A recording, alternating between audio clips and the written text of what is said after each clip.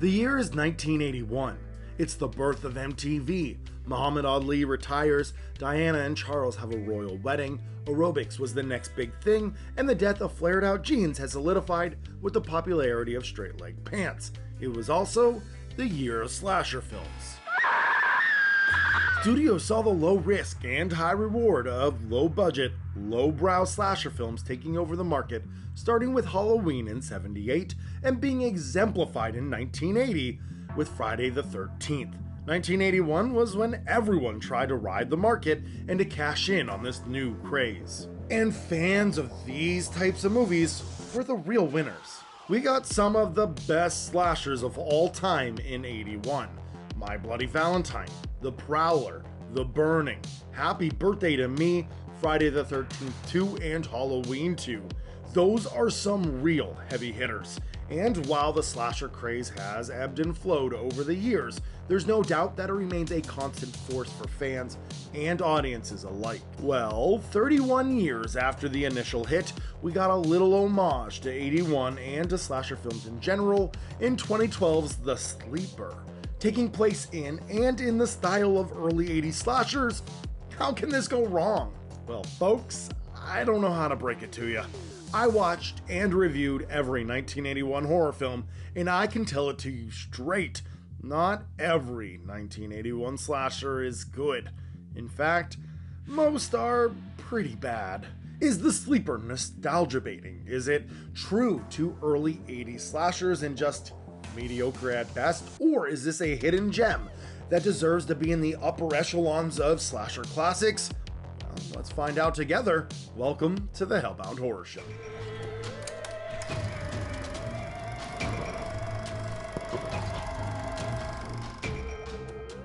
The Sleeper begins in 1979 on a sleeping girl. Some unknown figure walks through the house into her room and kills her.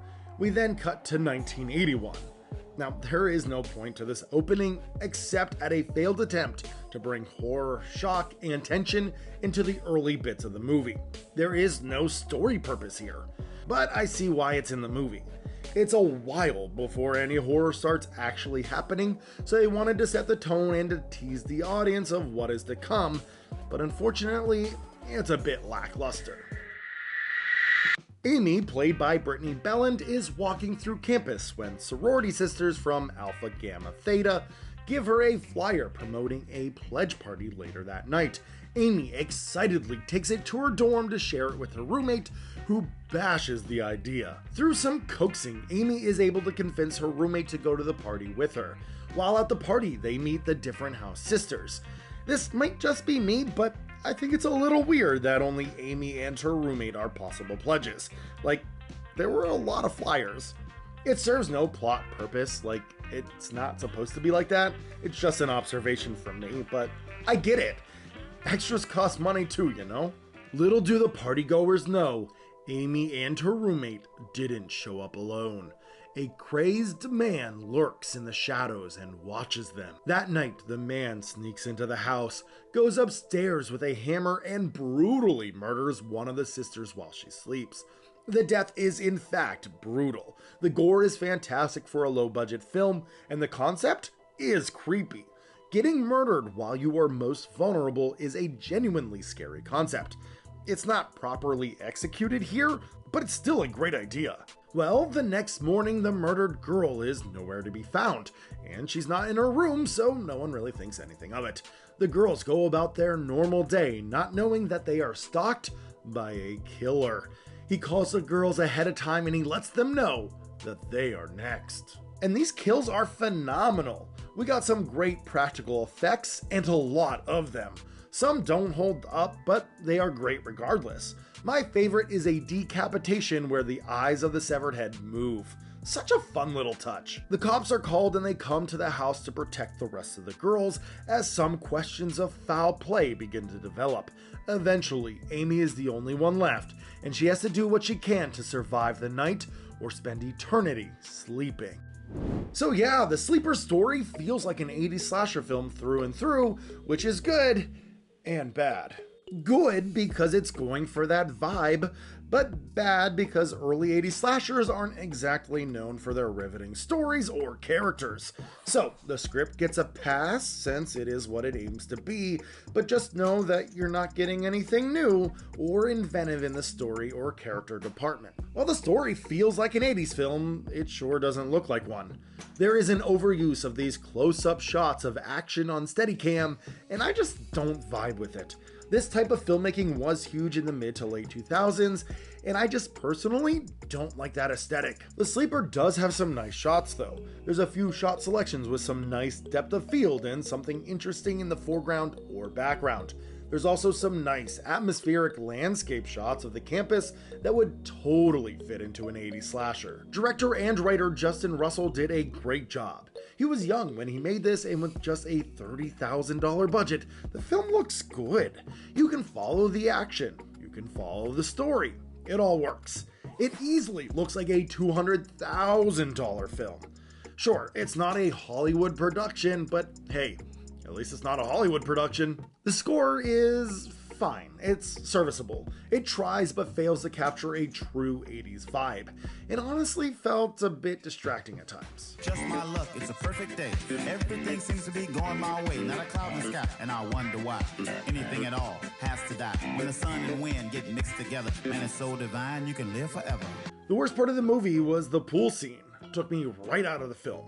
Now, most people might like this scene, but to me, it's laughably bad. One of the sorority sisters is supposed to be on the college swim team. She wears a bikini instead of a one-piece, which a competitive swimmer just wouldn't do, especially in 81. Competition two-pieces weren't really a thing back then. She also isn't wearing a cap, which was common practice. Now, she should also be wearing goggles, but it's possible that she was an old-school believer in no goggles. It was a trend that was dying out at this point, but I guess I'll give the film a pass on that one. Just look at her swim though. Now that is not what the competitive sport looks like. She swims 3 laps and acts like she just ran a marathon. Now a typical warm-up is around 6 to 9.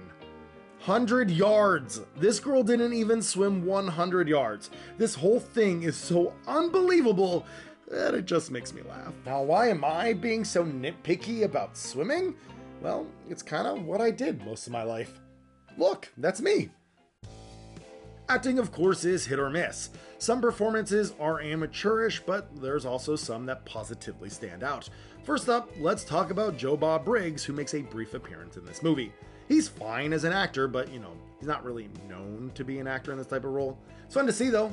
Love him.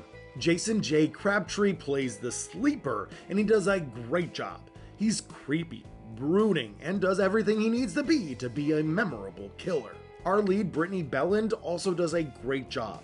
She's just so positive on screen and is perfect for the innocent, happy-go-lucky lead. She nails this role. Looking at the behind the scenes, she seemed to be a pleasure to work with. She seemed genuine and so happy to have this part. You do it as horrible as possible. What? So it'll last as long as possible. Because I know that after we finish this cut, that's it. No. That's over for me. I have him in a picture wrap No! on Britney. I know. You don't mean it. I do. Everyone who knew her as this. Unfortunately, this is what mental illness looks like. In 2018, Brittany took her life at the age of 28.